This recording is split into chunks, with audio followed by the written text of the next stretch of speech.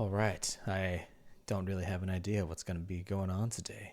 Oh, I know what's going on today. Oh, you know what's You want going to on do your today? intro and then I'll go into it. Oh, yeah, here's the intro.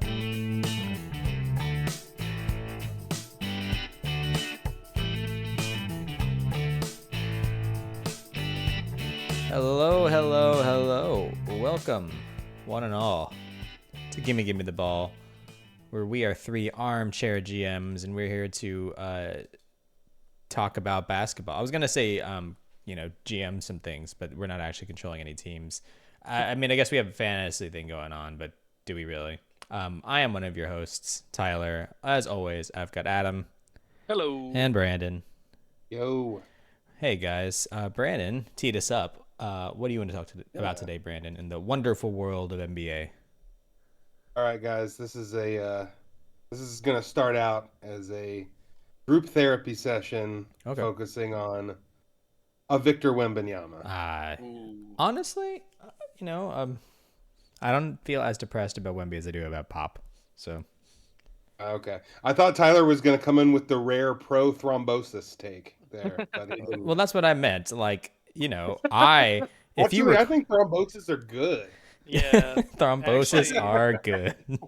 for the development of players, thrombosis is a great stopping point in their early development to give them that extra boost when they come back for the next season. So Exactly. He was I'm pro winning too thrombosis. hard. I'm part of Big Brother influencing this, and Big Brother giving Wemby some blood clots because he was winning DPOY too hard. Okay. No, my very sour, pessimistic take, not pessimistic even, it's just cynical, was that we weren't going to make playoffs or play in this period. I think Adam and I have both spoken about this on this pod, that he believed that we would, and I believe we wouldn't. And because I believed that we wouldn't, I'm not really super, as a fan, upset to see us pretty much probably stop our forward progress here, because I didn't think we were going to get there anyways. And I'd rather they catch this early for the guy and Yeah. help him get better quicker and earlier in his career. And then next year, when we have our 25 draft pick and we have him and we have De'Aaron Fox and we have Luka Doncic, I think we could just take it to the league, right, guys? Yeah, Right. and Yeah. and flag and Yeah. whoever Our we pick with the Hawks first round pick. Exactly. Our front, You our guys. our top Oh, five, that's man. right. It's gonna look A Hawks so good. It's gonna be Wemby, De'Aaron Fox, Cooper Flag, Luka Doncic, LeBron James, and that's our starting So, five.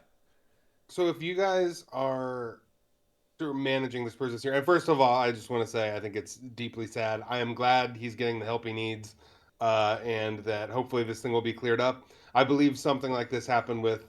There's been bad cases and good cases, right? Like Chris Bosch being the worst version of it, which I don't believe is Yeah, they anyone said they needs said to go to specifically at this this is point. not a Chris Bosh situation. Right. This is more of like a Brandon Ingram, I think. There we go. Who was able to come back pretty seamlessly. And I don't know the medical details exactly, but I know that Brandon Ingram had a similar thing, and believe he had a procedure for it, and then he returned, and he's been Brendan Ingraming ever since. So I assume Victor Wembanyama will be Wembanyamaing ever after the treatment. So. Yeah, I'm sure. Yeah, It, and Yeah, well, cool. I'm glad you're not been out of shape about it. So, if you're the Spurs, how do you run the rest of this season? Do you try to get some continuity going with well, I'm actually Hassel curious. and with Fox, or do you shut things down? What do you think, I'm Adam? Yeah, I'm curious. Adam, first, are you depressed? no, I think, I mean, obviously it's uh as a Spurs fan, I wish I could watch more Wemby basketball, and we only Yeah, got like 4 games with Wemby and Fox playing on the same court together, so it's gonna be kind of, they looked good in the few minutes, but Wemby dropping 30 points with a blood clot that's causing him stamina issues is insane to think about when he's potentially able to come back next year and play better. But no, I wouldn't say depressed. It's kind of one of those things that also, like, comparatively, top players, young top players, looking back at the last few years, they've all had some kind of health issue or, a little bit of inconsistency when it comes to getting and staying on the court. So having it be something that is uh, was potentially dangerous, but is found and can be, diagnosed and treated fairly easily. Especially if it is something, and this is something that I read about his the the way that this clot can form is repeated trauma, quote unquote trauma, to his shoulder, Hmm. basically where that collarbone and the top rib interact with each other. So if he does have to have some additional surgery to prevent this from like reappearing in the future, it's good that they caught it now, get it out of the way. While obviously Fox still has his hand issue. I wouldn't be surprised if they, depending on how the rest of the season goes, if they pull him a month or two early to get him that surgery so he can be ready to go when the season starts next year as well. Castle is still looking great in terms of development. And then Chris Paul obviously wants and kind of came here to have those minutes. So on a team that might not necessarily have Chris Paul here next year, he might be able to get a little bit more coaching in with some of the folks on the side, even though it's not as great as coaching in the game. But we'll see. We'll see how it goes. But in theory, I'm not depressed. So I guess How hard do you want to Brandon's commit to a tank? yeah, Brandon's part two question. What should the Spurs do? Yeah. Um, I mean, like I said, I think the first step is really looking at the Fox hand injury, making sure he's not missing time when Wemby comes back would be my kind of priority. I don't know that necessarily you have to tank here. I think that we still have, like I said, Castle's development. I don't want to, immediately bring Fox into, like in my head, bring Fox into a situation where he's hoping to like improve the team and make the playoffs. I don't want him to Oh, immediately right. have to go into, lose the game as he had to do in Sacramento for a while. Um, and then, like I said, Chris Paul, I think, is a competitor. I think he's going to compete. The rest of the guys in our squad, we've looked. Scratch last night's game where we completely exploded in the fourth quarter, but the couple games that we've played since Wemby's injury, we've looked all right.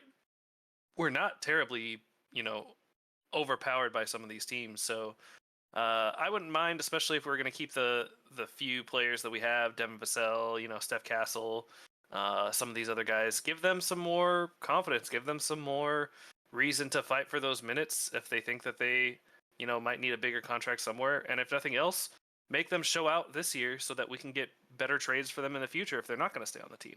So I think continue to compete. Don't lean too hard into the tank. We still have Atlanta's first round pick. And so picking, I don't know, realistically like 7 and 12 is not a bad spot to be in. Now, when you're Sure. And I saying don't mean, lean too hard, do you still think we're making the play in? I don't think that there's a reason that we couldn't. I don't think that that's likely to happen, but it's yeah. not a situation where you're going to be. I almost slammed the Homer alarm so hard at him. I had it prepped, I had it primed and ready. I mean, like I said, we're not losing terribly, and the teams that are hanging around that like play in spot like are easily beatable. I do Um, remember Brandon had a good point where it's teams that should be tanking aren't doing it well. exactly. Right. Right. Um, so Yeah. I mean, go ahead. I was just gonna say it's definitely possible. I was just gonna say I think there is a good chance, not to be the bummer that, but with Fox kind of being newly incorporated into the team and having, with Castle and Paul, and I think there's a chance you can still get these guys some minutes and still get them some repetitions with each other and still kind of lose a lot of games anyway. Yeah. Because without Wembanyama as that anchor, and especially without the continuity of kind of that they were starting to build with the new piece, um, it's really, you don't know. It really depends on, I guess. Some of that's probably going to have to be a front office call, because how much do you want to play these guys? Do you really want to try to keep them in there long enough to try to win games down the stretch? Yep. I don't know. Can we talk a little bit about next year's draft then? Can we talk about Uh, the lottery? sure. Indubitably. I have someone on the r/NBA Spurs subreddit. Shout out to the subreddit, by the way, who's got, I guess, someone who's got sniped by Oh by yeah. big Spurs organization or something for leaking the Wemby thrombosis diagnosis a little bit early. Shout out to that guy. Oh. '07. But currently, based on this guy's calculations, the Spurs and Hawks are sitting at the 10th and 11th worst records in the league. The top four, I think, of the worst records in the league are kind of untouchable. If the Spurs stay at 10 and the Hawks stay at 11, we have about a 5% odds of landing the first pick. Now, if we tank more, we can tank basically to have 19.5% odds of landing the first pick. Pretty nice. Realistic odds that if we're able to tank to 6 in the scale that they wrote up here, we have a 13.5% odds of landing the first pick. There's a real chance that the Spurs could walk away with better odds of landing the first pick than all the other teams in the league, or the top 4 spot in general. So just wanted to throw all those numbers out there and say, Rookie of the Year part 3. Yeah, and also you're the Spurs, so I mean, like if you have a 4% chance and Charlotte has a 19, you're still probably gonna get it. So I Are you did tell saying my lightning I can did tell strike twice? my Houston friend was complaining about how the Spurs tanked one year and got Wemby, and I said we were due, and then immediately like the next day we got the Wemby news, and he texted me and he was like, so are you guys due again, or do you have to have a full season before you actually get that first pick? So uh, Hey, we we'll did have a see. full season mediocrity last year. That's I our mean, due. could you imagine if next year's Spurs included Victor Wembanyama, De'Aaron Fox, and Cooper Flag? Like, Yeah. what? Well, and Um, that's kind of what I was talking to Tyler a little bit about this a couple days ago, where this is a little bit of a deeper draft, I would say, in Yeah. terms Oh, of big like time. what you're looking for, especially from the Spurs perspective, because like realistically, we need a backup big, but also we need some bro, shooters, Nas Reed, he's right there. uh, we definitely have some options further down this draft board, and so if nothing else, just to say that we have Atlanta's pick, I think I'm very happy with. Now, Um, is there a chance Atlanta makes the play in? oh, 100%. And that kills our pick, right? Yeah, I mean, we don't get a chance at a first rounder with or a first pick overall with them, but like realistically, um, they're still probably bottom of the barrel in terms of the non-lottery picks. So. Trey Young, if Uh, you are listening to this podcast or watching it on YouTube, as that is the only way that you can currently listen to this, please. Thank you. That is all. So that's a deep yeah. draft, huh? We got some good pieces. I'm seeing some names on this thread. They looked like interesting names. I don't know anything about drafts ever, any college players, but Harper, Bailey, or Edgecombe, Johnson, Uh, and Kasparas. I will say Harper, Bailey, and Edgecombe probably outside of our Oh, like draft. too high up. They're currently ranked like 2, 3, and 4 as in terms of like who we get. But we could get a number 4 pick, huh? Maybe. Realistically, my idea was actually looking a little bit more like I'm gonna butcher his name, but Traore he's a Frenchman point guard, can shoot a Oh, little bit. Uh, it would be an interesting pick. And then they also had McNeely, I think, was someone that I was looking at. Kind of a 3-and-D player. Would definitely be interested in picking him up in terms of what we're looking for from a Nolan standpoint. Traore. Yeah. He's a guard. Do we need another guard? We need shooters. Uh, And well, what the Spurs really need to do is you need to go ahead and draft that guy and sign Batum and just have the French national team. what Just about have them Gobert? Wait, also like when we they go to also play, need Gobert. That's our backup big right there. it's just the Spurs. Well, yeah, no, that's your or third string big. But somehow is Rudy Gobert. This is a kind of a side tangent. Is Rudy Gobert the biggest just like question mark in the league as to like? Well, depends I who you feel like ask. I still haven't gotten a read on like if he's worth his contract or not. I think the I consensus is he's not. But if you're John, you fucking Yes. hate him. So like I think that's where like the levels of Rudy Gobert are in this podcast universe over here. I also don't know what his current responsibility with that team is. Like, yeah, he's Oh, maybe the yeah. lockdown To chill, rim bro. defender, but like, their team's not doing that great defensively, so you know. But also his like legacy from last season, this incredible run from the Timberwolves that Yeah, they dude, completely deserved tanked this year. DPOY Uh, Rudy Gobert. yeah, but also you look at that playoff series. Anthony Edwards is going toe to toe with the Nuggets and with Kevin Durant and all that. Karl Anthony Towns, he's remembered for the defense he played on Jokic. What Rudy Gobert is remembered for is hitting like a kind of long jumper, and Anthony Edwards going like, "Oh, basically God wants us to win this series." Like that. That is Rudy Gobert's. That's the thing I remember about him from that Denver playoff series last year is Yeah, him hitting that jumper in Game 7, and Anthony Edwards being like, "Oh my God, we're gonna win! If Rudy's hitting a jumper, we're gonna win." So he was the biggest flaw in that offense. So if he can actually produce, I yeah, felt that way about the 2000, and this is a very deep cut. I felt that way about 2020 Spurs when I saw Bryn Forbes make more than one 3-pointer in the first quarter. well, that's that's all he pretty. did. So Yeah, that's the thing. That's the worst part. It felt if our three, or not our D guy, our three guy could make a three, maybe we had a chance. And that's where I'm at. Should we talk a little bit about sure. Popovich, the greatest coach of all time, the GOAT, our San Antonio stalwart, the president of San Antonio? It was announced by Shams that he would not be returning this season. Still dealing with the effects and healing and rehabilitation from his stroke earlier in the season, and his I think I don't have the direct quote in front of me, but it was more vague than people have gone on to say. I think it was something along the lines of his future is uncertain. Now, of course, that has led everybody into full on panic, like, oh God, like Pop's done, career's over, like we got to find a coach, etc., etc. Adam, do you think Pop is done here for good? I would say so. I mean, Like he retires here, doesn't come back.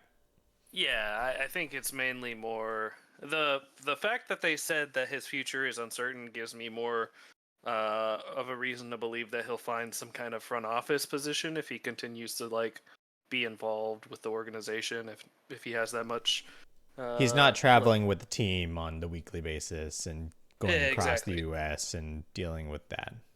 Could still be a player development coach, could still end up being like a president of operations or whatever, but I would imagine, especially in this kind of situation, right, like he's kind of one of the centerpieces of the front office, so having him in a spot where if his health is a concern and having that much responsibility, it's going to be tough for the organization to make decisions about the future, right? Like this season especially, Wemby's hurt, we just picked up one of our like Key what we hope pieces. is going to be our key pieces for the future. We have a lot of young talent that we need to kind of start aiming to our like future around. So having it be hang our hopes that Pop's going to come back and be able to answer some of that is definitely not something we want to have to do. That being said, whether or not he comes back is really up to him. So, like, I don't think that the front office would say no if he decided he wanted to, but I think the conversations potentially are going to happen where they need to decide with him, like, what kind of responsibility he wants long term. Yeah. Brandon, do you have any potential new coaches to propose to us as a fellow GM? Oh, Give us a let's coach. see. If you say Doc Rivers, you have to lead the podcast. So give us a coach. uh, someone that I think has been given some short shrift that is a really good coach just in his last couple opportunities. How do we feel about Frank Vogel? Oh, Okay. interesting. Not my Yeah. favorite, but I could definitely see him Do you have a being a favorite, coach. Adam? I have two options right now. First, obviously, Homer option Becky Becky Hammond. I think Hammond, she would yeah. be Sure. super fun. But Absolutely. also, I would say Chris Quinn. Um, Where is he now? He's I am trying to remember. I think he's with Miami, um, but I can't remember off the top of my head. Um, Either way, been impressed with him in the past. I think he's a solid option to be a head coach. Um, And yeah, if he's in Miami, I mean anyone in that, I feel like you can, if there are best bets as far as assistant coaches go, like the Steve Kerr kind of coaching tree is one of them, and then the Spo yeah. tree is another one. You know. Well, that was going to be my fake answer. Is Eric Spoelstra would be if we could snipe him from Yeah. Miami, but I don't think that's going to ever happen. So we'll see. Now that he got rid of Jimmy Butler, finally. Um, oh, like he's the next one to go. oh, can I interest you in? Look, it appears here that Monty Williams is available. Oh, Okay. Well, maybe we maybe can get 4 first-round picks or rookies of the year in a row. We'll see.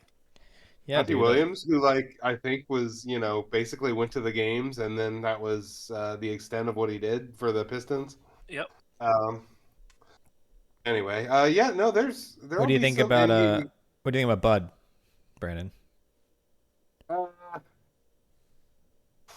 I think Bud's a good coach, but I think for a team like that, I'm really interested in someone who's got a. The reason I mentioned Vogel is just for the kind of emphasis on defense, Hmm.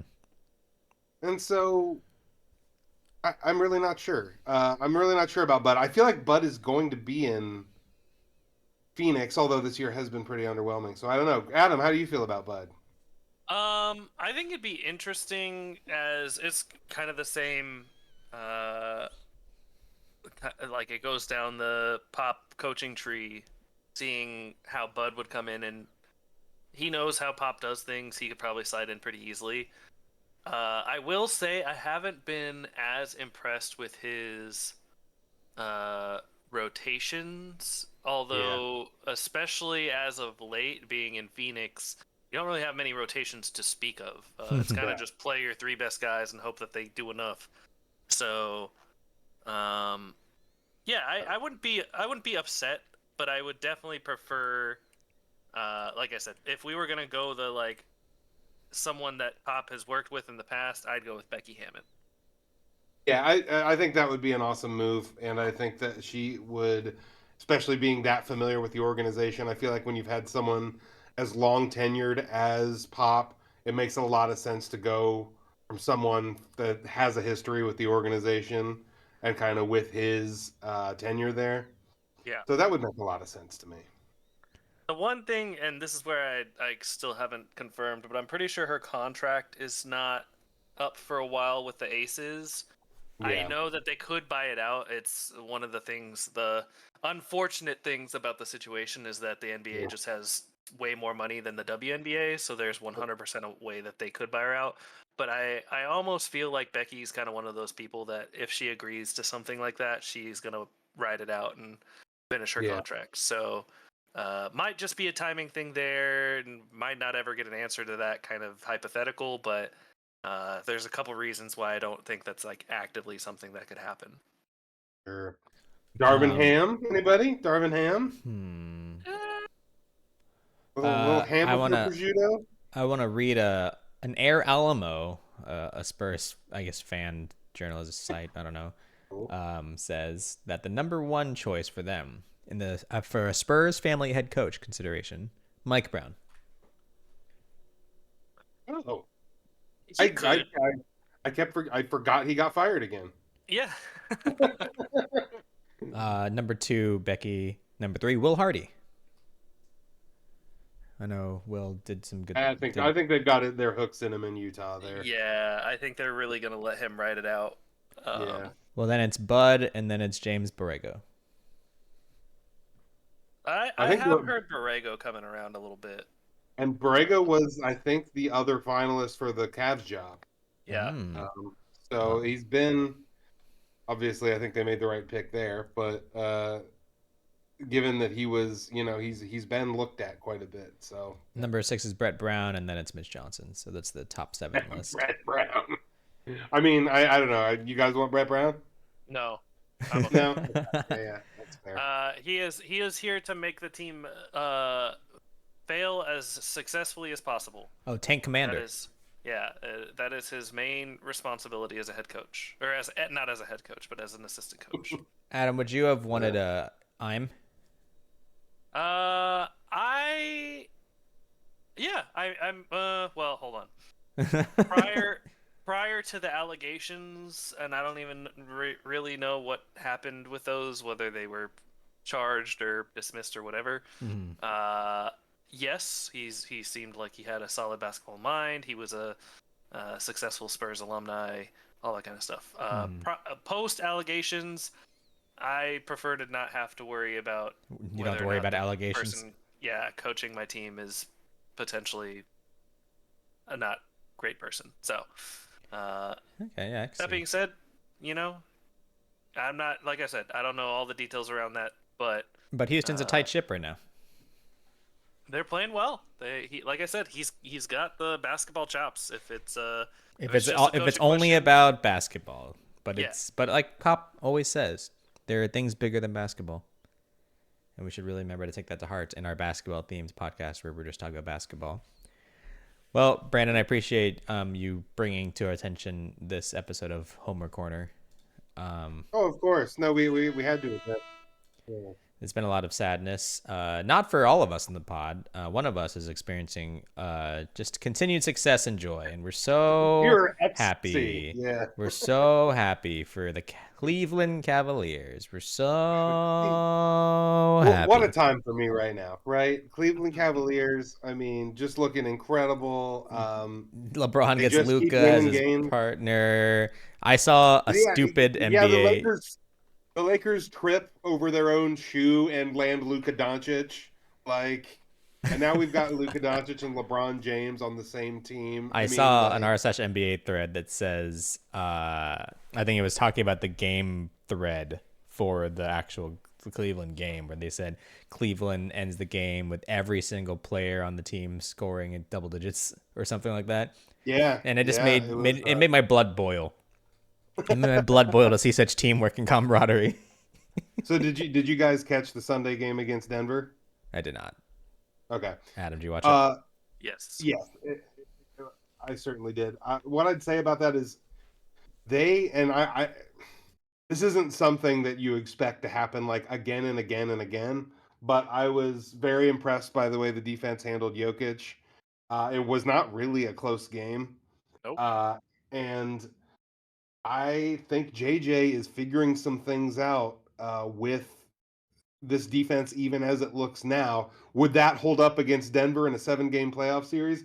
Absolutely not. But I think that they are really figuring things out at a pretty quick clip because they've got two of the smartest basketball players in the league on this team, and a really smart head coach. And for the first time in a while, I feel like the Lakers might be trouble. When I say that, I'm not saying a championship or even a finals appearance, but can we tell you really looking twice at in the playoffs? Can we tell you how happy we are for you? Just one more time. Thanks, guys. How freaking happy! I appreciate the love and support. Always. Yep. I've hitched my lead now to the Denver bandwagon. By the way, I know this is a bad time to talk about Denver considering what has happened, but I'm all for it. I saw, because of one person pointing out, what if Jokic pulls this team from the bootstraps and brings Westbrook his very first ring, cementing the fact that James Harden is a bum once and for all of the big three from LeBron OKC. is a failure. Like, I want my boy Westbrook to retire with the ring. I like the Nuggets. I love Jokic. So I'm hit now that the Spurs season's effectively done for me. I'm cheering them on. Nuggets in 7. Denver bandwagon. Okay. The Nuggets in 7, baby. No, they just lost their streak. It's not a bandwagon. It's a bandwagon if I jumped on during any of those 9 games, Brandon. Denver's really good this year, Tyler. Denver's good every year, Brandon. Come on. So you admit it. That's all right. Hey, I jumped on the Lakers bandwagon when they got LeBron. I fully confess. I So, feel like that's you know, less of being on the Lakers bandwagon and being on the Braun train. that is Just, true. it's not as if they didn't get Braun, but were really good. You would still become a Lakers fan. That's the Right. Braun baggage. Yeah. It's the Braun Yeah. wagon. Adam, The you hitching your horses to any wagons right now? No, Any teams you'd I like to don't think support in so. this time of turmoil to make yourself feel better? No, I hope that the season ends quickly and we can start the next season already. No, I'm just kidding. Yep. That was me with the NFL in like week 3. I was like, can this just be over now? Was that the 6th or 7th time Joe Burrow injured himself? No, actually, Burrow was realistically, awesome this year. realistically, and this is I know I'm just making this sound serious, but this is more of a joke. The 76ers. I'm all in on the 76ers. I hope they win it all now that Embiid is sidelined for potentially 6 months and is being told by Stephen A. Smith to retire. Like just to make a point to Embiid that this team can do it and that he is the problem. He is the problem. I see. Also, Paul George dropping less than 10 points a game in the last like 10 games or something like that. Dude, those are Devin Vassell That is the numbers. most That's shocking crazy. thing to me. It's completely shocking that he is. Like, think about this. Dude, post All-Star game Pete. Also, the Clippers, even if you just do the 1-to-1 and aside with contract stuff, at this point this year, the Clippers won that trade getting Tobias Harris. Yeah. They won it. Like, and that's without the contract stuff. I would beg to differ. Oh, sorry. No, I would push that a step further. Every team that has traded with Paul George has lost. The team that receives Paul George Right. has always lost the trade. I see. I don't know that there's ever been a time where taking on Paul George has been a winning move for any team. So His best year, I don't know if I could say that about LA because I feel like between him and Kawhi, he might have actually meant more and been more dependable than Kawhi during that whole period. I'm thinking mostly about that 21 Western Conference Finals where Paul George kind of put the team on his back. yeah. But that's really you've really got to look for it with him. But that was the one year that he kind of did that. Was But that still OKC? Was that when? no, that was with the Clippers. It was, I believe, a mostly Kawhi-less Clippers, and hope I'm not getting this wrong. I believe they were playing Phoenix in the Western Finals. This was the year the Bucks won. Okay. I think that's right. If I'm wrong, drag me, But You heard it here, folks. Drag him. yeah, but anyway, it's just a bummer. Like that. This is kind of how it's going, and man, it's got to be tough when you're like getting paid that money, putting on that performance, and like you're hosting a podcast all the time. Yeah. Like It must be tough. You're right. Well, I mean, look, he's not he doesn't have the privilege to call himself an armchair GM like us. It's true. We He don't have probably to put up. makes money from his podcast. We don't have to put up So- anything though. We don't have to prove anything. So Yeah, we who's the real winner here? PG3. Yeah, that's right. You go away with your millions. By the way, I keep saying PG3 throughout like the last decade. It's not 3, right? It's just PG. It's PG-13. PG-13. I see. I don't know if his number is still 13. But Speaking of the team that won from that trade, the Clippers and Kawhi, how's he looking? How we feel about Kawhi? he's out again. Come on, man. This time his foot. His what? Yeah. His foot. Dude, can he retire? Like, is it possible? I mean, he won 2 rings. That's a really great record to retire on. Are you pulling the Stephen A. Smith? Is this just the? Well, Embiid only how won the old U.S. injured people national get retired? pride. Okay, that's all Embiid did. Is he won the USA national pride before immediately defecting to Cameroon. So, I think they're entirely different animals. Embiid and Kawhi. Kawhi is the backstabbing kind, but who wins championships? Yeah. Well, Yeah, I think Kawhi has a decision to make. I think the the Clippers have a decision decision part to two. I mean, they're basically paying him to be retired now, so why would he not? Why would he stop doing that? make. Yeah. Yeah, this is true. It's The true. Clippers seem fine with it. They're like, yeah, we'll pay this huge contract. Come in and out anytime you want. Yeah, exactly. Yeah, they get merchandise rights. They can sell his jerseys. I mean, honestly, he's the most relatable Clipper because those fans wearing his jerseys get to experience what it's like to be Kawhi Leonard sitting in the seats of that arena the entire game, only If getting up they're- to get a snack, go to the bathroom. If they have bad knees, it's even more immersive. It's even more, yeah. If they laugh like they laugh like a bassy robot and wear New Balance, that's his entire MO, his demographics right there. Yeah. You want to experience being one of the highest paid basketball players in the league? Don't worry about any VR headset. Just get a seat close to behind Kawhi Leonard, and you can have that experience. Literally sit in the Clippers arena. There, Exactly. you're doing it. You're Yeah, doing the it's Kawhi. with the weird almost 90-degree angles and Mhm. crazy sounds, and that place sounds insane. That new arena they have there. What's it called? I don't remember the name of it, but it's brand new. It opened this year. Clippers Arena. Yeah, It's they moved the out of Intuit Dome. Into it. Yeah. So are But- they screwed? Is their future screwed? Do they have a future? They have a Tyler, cool arena. no one's future is screwed as long as we have a draft, right? How many people? Who owns the Clippers picks? Do they own them? No. No. I think they're in a better spot now. I think the worst years are behind them. Okay. But let me check. You mean the worst years are where they're not paying tens of millions of dollars to a guy who hasn't played more than 30 games a season? All right. So first round pick this year. OKC has the right to swap. They don't have their first round pick next year, and then they have their 2027. OKC has the right to swap. They don't have their 2028, and then they do have their 2029, but Philly has the right to swap.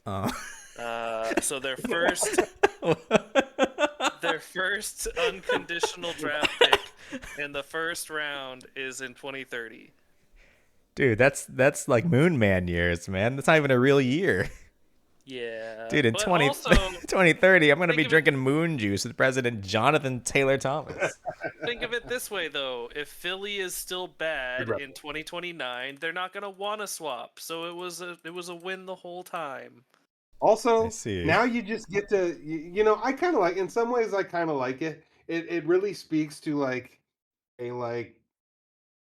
older, more naive age of sports where you'd kind of just put out a team and just get a bunch of guys and like who are hopefully pretty good and try to win.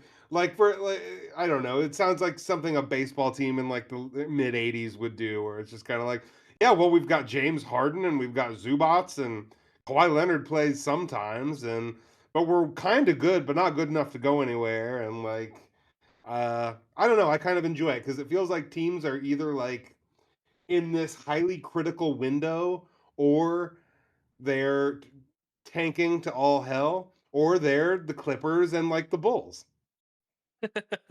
They're like they're just somewhere in the middle. I don't even know exactly what they're doing. So I thought Adam was going to say, Tyler, it's never over as long as you live in Los Angeles.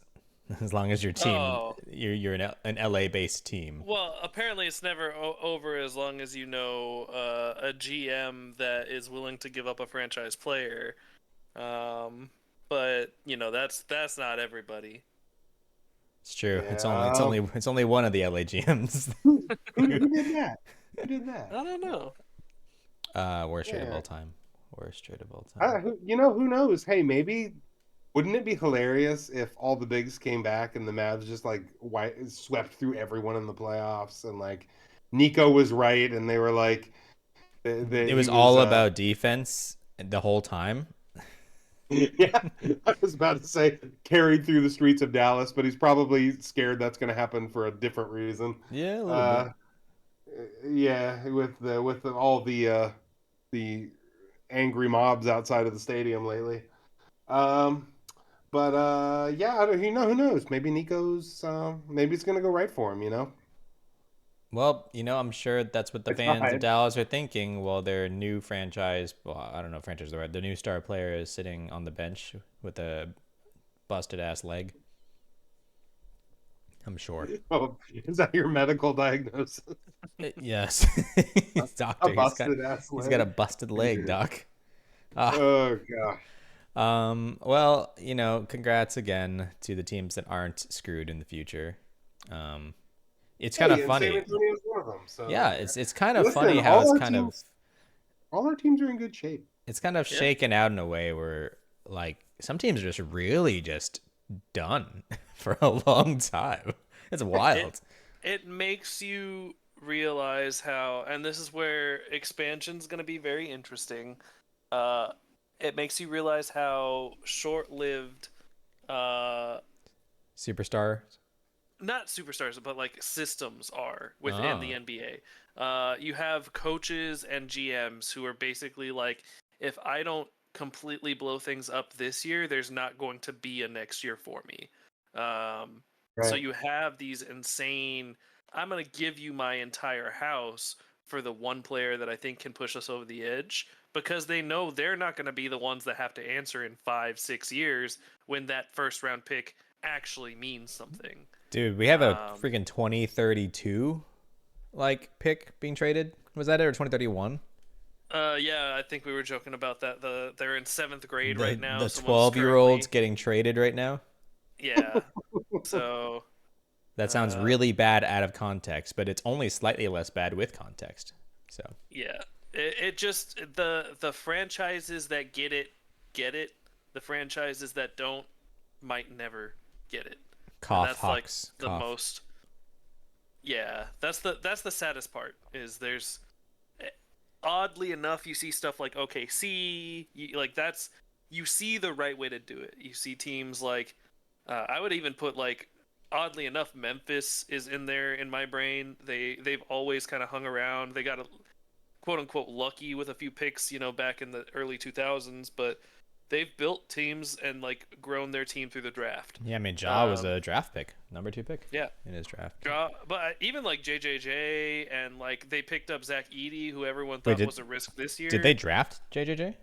Yeah. Oh shoot, good on them. Um, yeah, like that's what I'm saying. There's franchises who give their GMs and their coaches like stuff to work with, and then there's teams that will continually burn the boats and just try to make the best with what they can with no foresight.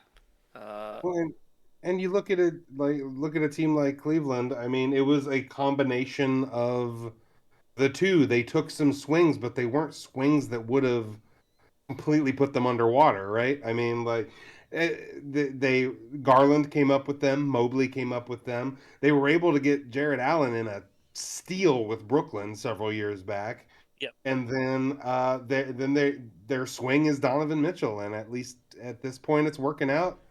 Get guys like Max Strus in. I mean, the Cleveland thing to me, beyond just you can hit the homer button if you want, but even beyond that, I feel like it is especially for a small market team like that, it is a masterclass in team building. Oh, Uh, absolutely.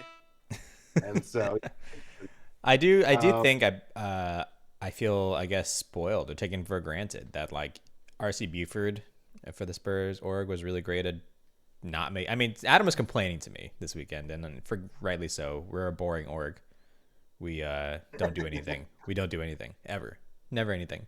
But on the other hand, like not doing anything and like doing crazy moves, we amassed so much for the upcoming future and the long term future. And I don't know how the sentiment of Brian Wright is, the current GM, right? Hmm. But he's made like brilliant moves that we don't really lose too much. I mean, we fleeced him with this midseason trade. We got rid of like a really bad contract and a player that the fans didn't like and wasn't producing, and we really only gave up like one pick.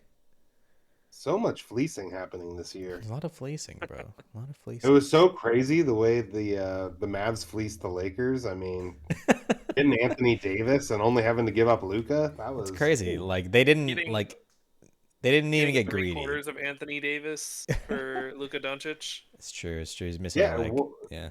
yeah, you know what? Well, the problem with like Luca is that he's overweight and prone to injury. Dude, he's like So 300 you got pounds. Anthony Davis, and when he gets back from being injured, he's gonna just really be great. Dude, the Mavericks are 300 pounds lighter. Bada bing.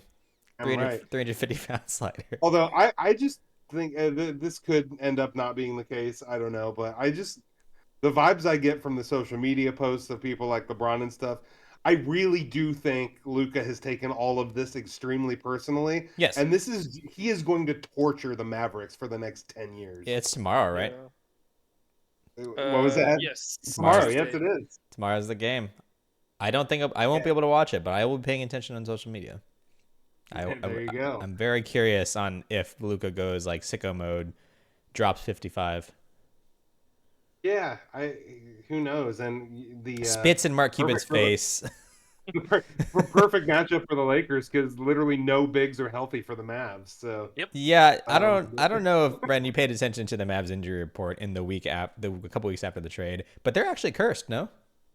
Like they're legitimately a cursed like org. Can you really call an organization cursed that's like won a title? I don't know. Maybe. I'd also put it in the situation of like if you They're also in the finals last year. Yeah, Okay. they did go to the How finals about last year. how about the 2025 Mavs are cursed? Sure, I'll give you that. Well, yeah, that's one word for it. I would say if you cover yourself in honey and then run through a bunch of beehives, that's not cursed. That's you asking to get stung by some bees. But I don't think they were asking for all their players to get injured on top of them trading away Luka. I mean, they've had some players get injured, yes, but realistically, they also put themselves in a situation where their younger players were having to play longer minutes because they didn't get sufficient supporting cast to put around Luka Doncic, and then people were having to play like extended minutes because of that. So I see. Well, you'd have to imagine Luka would just be getting back to it and probably carrying some games, and yeah, I don't know, but maybe not. We'll pour one out for Dallas fans who are going through probably the most unpleasant year of their life. We've wound up on this topic accidentally, like every episode since it happened, which rightfully so. It's insane. Yeah, I think each podcast episode ends up going, it's just sad. It is just sad. Hey, okay, I've got one last take for you guys. I know we're about to probably wrap up here. Okay, let me hear it. My take is that with this Wembanyama injury, at least as far as I'm concerned, the Luka to the Lakers trade saved League Pass. So it saved your investment in League Pass, because whenever I get on League Pass, what are the teams you want to watch? I want to watch Wemby. Even and I like the Lakers, so I liked to watch the Lakers. But it was mostly Wembanyama was the person I most wanted to watch. I would not have purchased League Pass. Well, I would have since we have this pod, but in previous years, if it hadn't been for someone like Wembanyama. Yeah. So, but now that Luka's on the Lakers, even if you're not a Lakers fan, at least people that I talk to are like, okay, well, I got to tune in for this. And I think it's helped League Pass in a year that we're going to be missing Wemby for this stretch. Adam's a serial watcher. He loves watching those Cheerios. But Adam is just always paying attention to all the games. So I think he would, regardless of Wemby or Luka, he'd still be watching these games. Yeah, I'm definitely not the person to ask this for, because I'll definitely still watch way more games than I probably should. But realistically, the piece to me that sticks out is how I do agree that the Luka thing helps, but there's a lot of a few smaller under the cuff storylines that I am following. So obviously what's happening with Jimmy Butler in Golden State. For sure. That's a good point. Jimmy Butler having to be in the play-in potentially at the end of the season is insane to me. It's going to be a fun thing to watch, and if the Spurs don't make the play-in, that probably means that Golden State did. Can you stop saying S- if? Well, I'm pretty. Tyler, I I'm just want to pretty. point out right now we are only 2 games back from the play. I understand this. I understand. There are teams that could, like, Phoenix is spiraling out of control.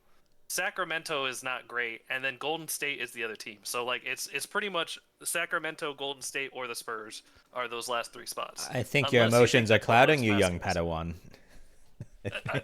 That is factual. It is literally factual. No, I mean, I think they all have teams that, despite Dallas is also 3 games ahead of us, or what is it right now? 4 games ahead of us, basically. the race for 10th is on. The Yeah, race. and like Dallas is missing their best player after losing their best player. So there is a very clear path to the play-in if the Spurs don't immediately start playing terribly.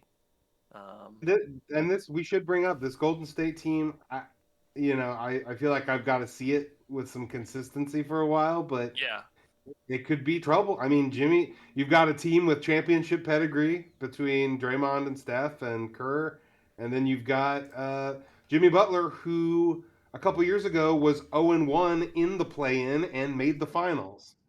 So who knows? But I also think it could go the other way. So we'll yeah. see. Well, it's also interesting just that team dynamic, like Steph Curry, Buddy Hield, Draymond Green, like Yeah. having those guys that have been playing this entire year and then throwing Jimmy Butler into the mix feels there's some fun basketball there. I've watched a little bit of their games since he's joined the team, and there's some fun basketball to be had over in Golden State. So Absolutely, but quick Warriors vent, just because they're my eternal enemy forever. They're already you dead, guys Brandon. They're already dead. You guys can save the Nine-Night move when you're just because you're playing the Mavs who have no bigs and like half their team is injured. The Nine-Night thing is cute and everything, but just because you're on national TV doesn't mean you need to do that when you're beating up on a team that's really struggling. Just want to there. Yeah. Yeah. Brandon really. Draymond did a Brandon really 3 hates minute the long Warriors. Nine-Night. I do hate them. Brandon hates I the respect them, Warriors. though. I do respect them. Oh my lord.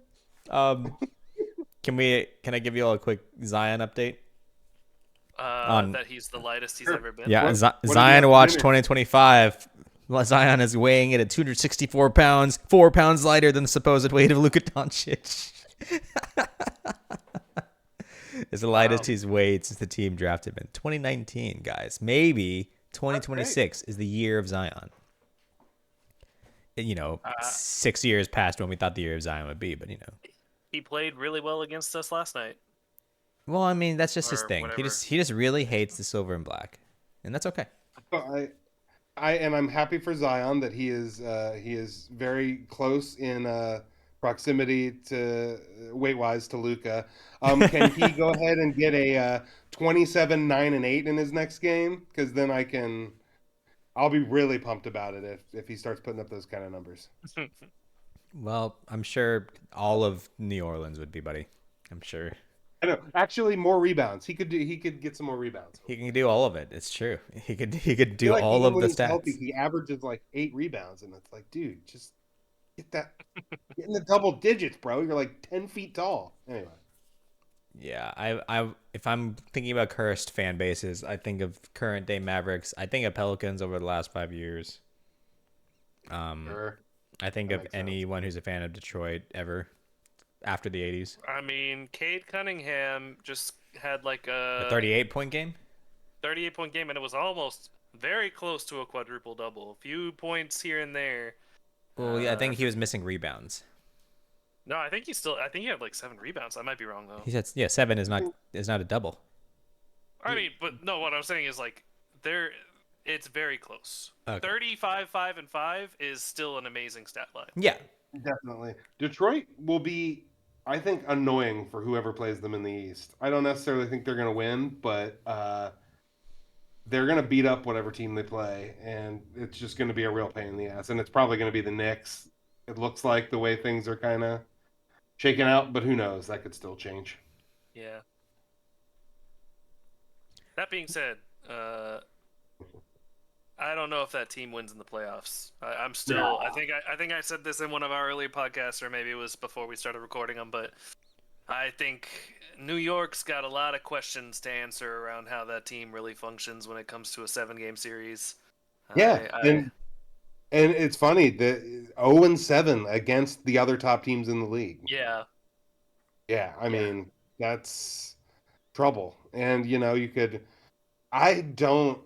I gotta say, I full respect for his achievements. I don't understand Tom Thibodeau's thinking with how he's doing things. I mean, to me, being the sixth seed, but having rested players would take precedence over playing everyone 48 minutes a night and then losing everyone to injuries, just like what happened last season. But Yeah. I also understand you can't tell him that. And that's just his philosophy. So I You don't know. can fire him. Well, they could. That's true. We can't. Yeah, we We personally can. can't. We're not the GMs of I that mean, team, but another GM we who's can real. point our remote at the TV and say you're fired. But that's about Exactly. it. We could apprentice it right up there. I won't Right. say the Oh, T God. word, but we can do that. It's true. Oh, God. Well, boys, I think it's been an exciting installment. A little bit of a little depresso kind of episode. We'll talk. I think we were a little bit negative Nances this week. Let's end on a positive note. What do we? Who are the teams besides Cleveland Cavaliers that we're thinking positively about? Like they've got a good shot at making a deep run now that we're halfway through the season. I think the biggest. I mean, it's they've lived up to expectations. So this is not a hot take, but Oklahoma City, like Oh, yeah. Yeah, it's every the game. furthest from hot take. I don't think we released this one, but we did do a predictions episode, and I think everybody said OKC was gonna Yeah. win the chip. Yeah, OKC. If you're going for my safe pick, they have just dominated every game. They've got the highest point differential spread. They're just insanely good this year. If you're asking me my hot take, who I really would like to see today Deep in run. today in the championship game, I would really like to see it be Detroit versus Houston. It's probably not going to be that. Dude, Definitely not going to be that. Somewhere but John just shuddered in glee. You I saying think that? the Detroit team, very fun to watch. The Houston team, very fun to watch. That would be an amazing finals matchup. Yeah, and it would be wild too, watching those teams ascend the respective conferences. Yeah, exactly. That would be very fun. What about you, I do Brandon? like both those teams. Although Houston, when you're playing against them, they're just the worst. Yeah. But I do like them, and I like their energy. What about you, Brandon? What's your dream finals? My dream finals. Do you have to ask? And it's in play now, baby. How about the Cleveland Cavaliers versus the Los Angeles Lakers? Okay. Let's go. All right. How about if that isn't the case? Man, I think if we're really just like shaking things up, what if we got us in the West? Because they're freaking, I think they're still the 3 seed. What's Memphis? I think they're 3. What if John Morant just fully comes back in the playoffs and they Ooh. just like win the West? And then over in the East, I like the Detroit pick. What if Detroit just like guts it out against everybody and Detroit Memphis, which would be like the NBA's worst nightmare from a marketing standpoint. I mean, if you But told me it was a Detroit Memphis finals, I would think that you were talking about like what is this, like the 2000s, like the early like the 90s met the early 2000s kind of game. What's going on here? But no, exactly. Um, yeah, I think that's the East is way more boring than the West, so it's kind of hard to find a like Like a fun pick possible for the East. wild card. Because the West, there's just fun wild card teams slotting in and out as the season goes on. You could have said the Bucks. You got the good teams and then these guys over here, basically. You could have said Giannis in his happy squad. Would that be the most fun outcome? I don't know. I like Giannis. I hope I hope they're really competitive. I did see a stat that Kyle Kuzma has the best on-ball defense since the All-Star break of anyone that's had to guard a significant amount of shots. So no, actually, that's my answer. Kyle Kuzma takes off, just like John Morant takes off in the playoffs for Memphis, and Kyle Kuzma becomes the man, not just LeBron's little helper. He's the man, and he is taking over in Milwaukee, and Milwaukee wins, and Giannis is kind of just, Giannis is basically just JaVale McGee. This is the Kyle Kuzma show. It's the Kuzma show. We're part of the. Yeah, you just stand there and block Kuzma's the rim, life. Kuzmania. Right. Kuzmania. And with that, boys, we're gonna end this episode. Give me the ball on People aren't ready for Kuzmania. Kuzmania yet. No one They're is not ready ready. for Kuzmania. That is true. I'm ahead of my time. Thank you so much, Adam and Brandon, for joining me. We've been your hosts of Gimme Gimme the Ball. We've talked a lot about basketball, and we've made some incredible GMing today, boys. I think we've made some decisions that will really impact our teams moving forward. So, thank you guys, and goodbye to the audience.